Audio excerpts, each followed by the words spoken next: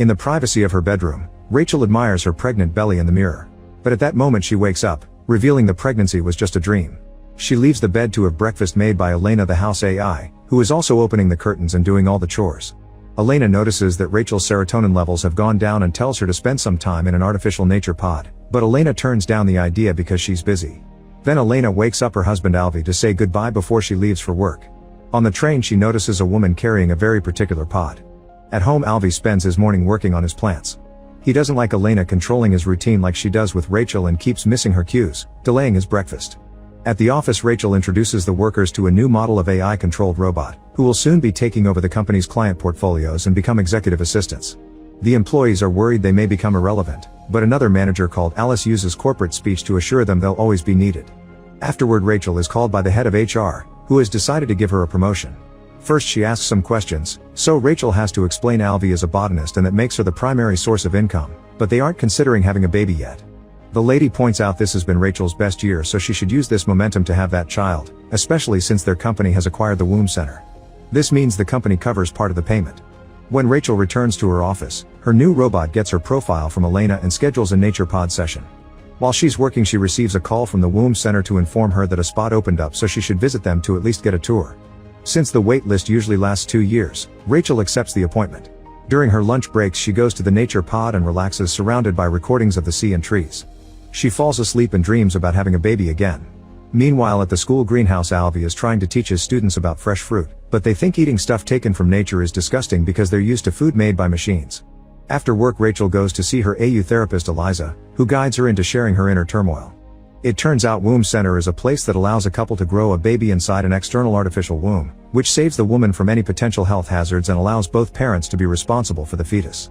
However, Rachel knows Alvy will want to have a natural child and that's why she hasn't told him about the appointment yet. Eliza assures her that even if the baby grows inside a pod, there'll still be a natural human growing inside a normal human uterus. Afterward Rachel goes to a clean oxygen bar with Alice, who convinces her to tell Alvy about the appointment because surprising him when the day comes will be worse.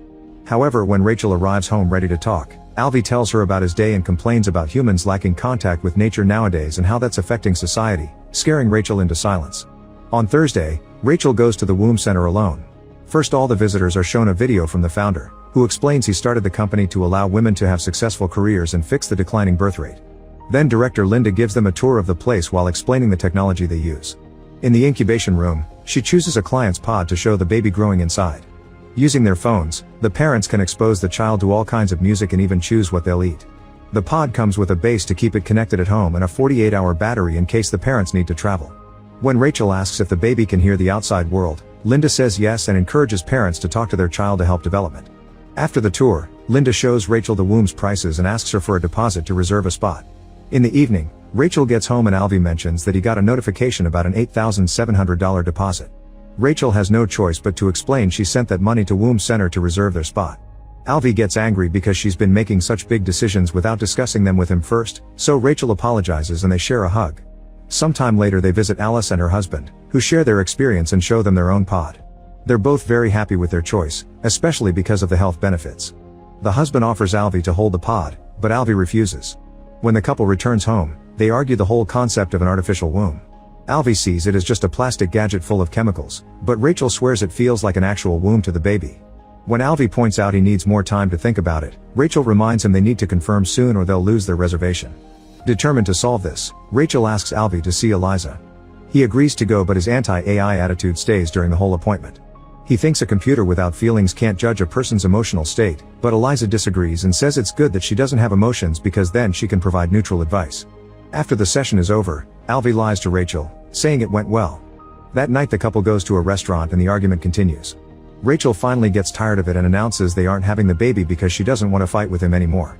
When they go home, they do the dirty and Alvy tells Rachel they should have the pod baby because he can tell how much it matters to her. The next day the couple meets with Linda to sign the contract.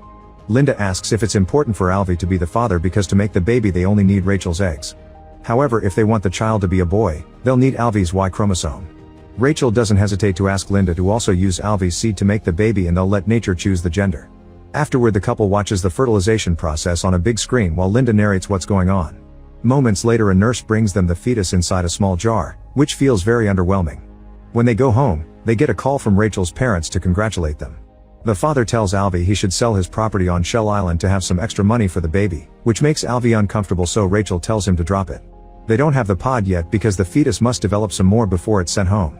For the next few days Rachel keeps her eyes on the tablet that is connected to the pod at the lab, always making sure her baby's status is fine and choosing music. This causes her to get very distracted at work and even in the kitchen. One night Alvy tries to get naughty but Rachel turns him down, saying she needs some time because she just got pregnant. As days pass Alvy keeps ignoring the tablet, so Rachel tries to convince him to choose some music or send a message to the baby. Alvy refuses because he thinks the embryo isn't developed well enough yet to be affected by any interaction. Eventually Rachel goes to the lab to visit her pod but she can't open it. The nurse explains that's on purpose because the babies require darkness for the first 7 weeks. The window will be uncovered when they hear the first heartbeat. After watching the nurse take a pod away because it was ready to be born, Rachel picks up her own pod and sits with it to try to form a connection. Sometime later a very pregnant Rachel gets a C-section in an operation room, but instead of a baby she gives birth to a hard-boiled egg.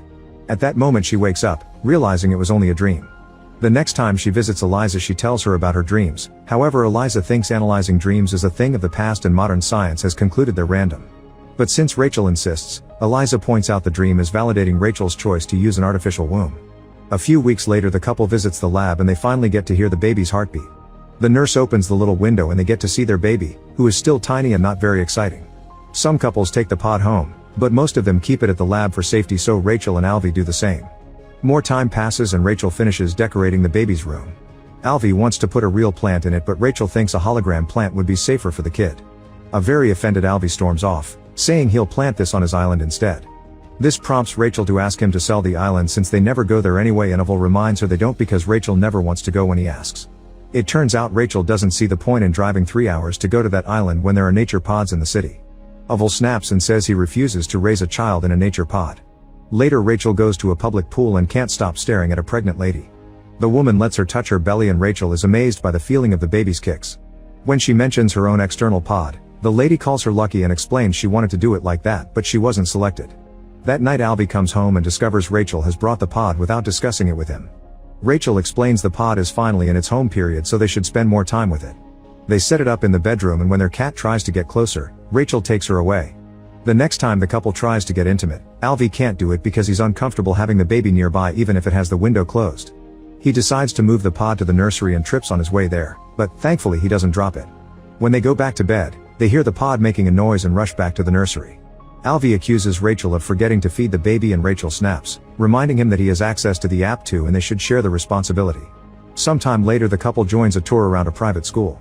Since Rachel's company owns the place, one of the benefits is having part of the tuition covered.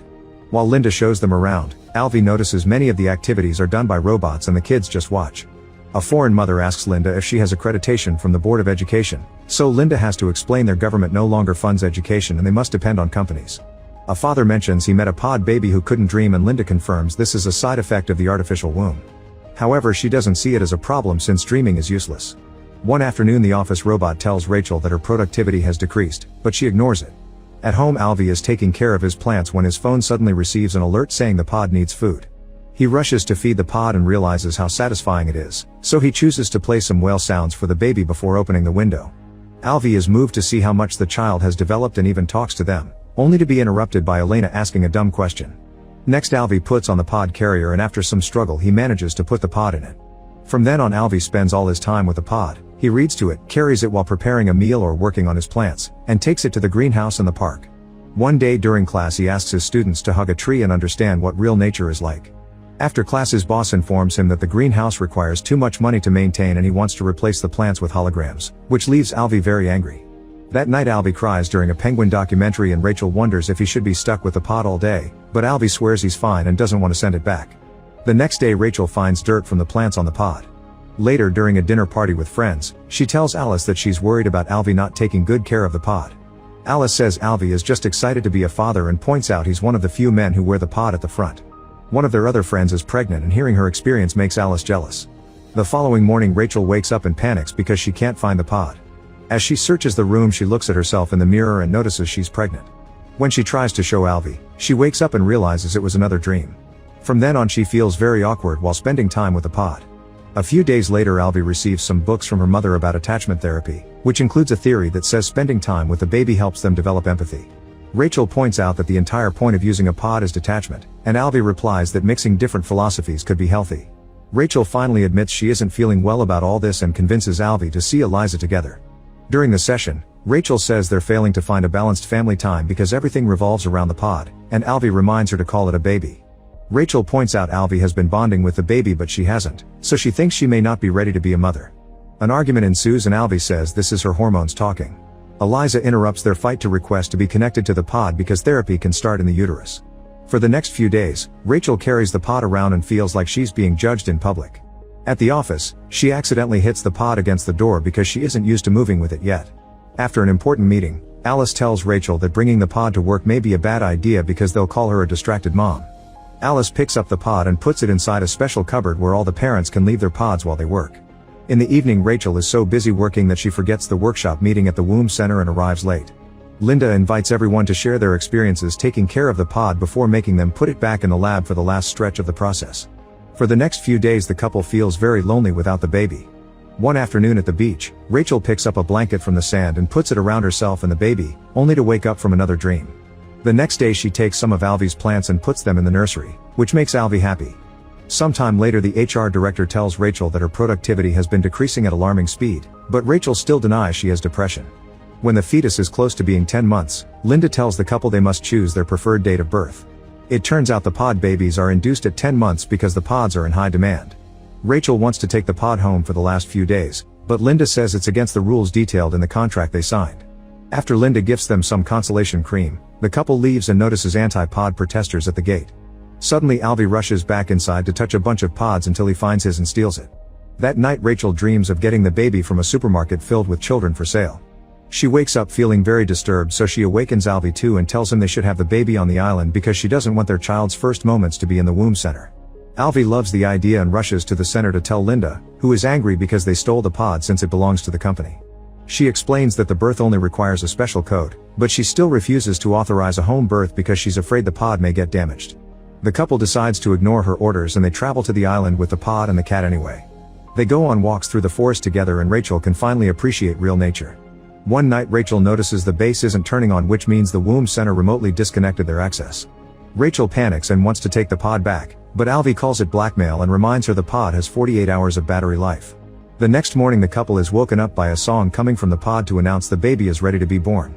Rachel tries a bunch of codes on the app but none of them work, so Alvy begins opening the pod by force by separating its parts. Now they can finally retrieve the baby and receive them with happy tears and big smiles. Sometime later Rachel puts all the pod parts in a box and sends them to the company through mail. Afterward she goes home to rest with her husband and her new baby.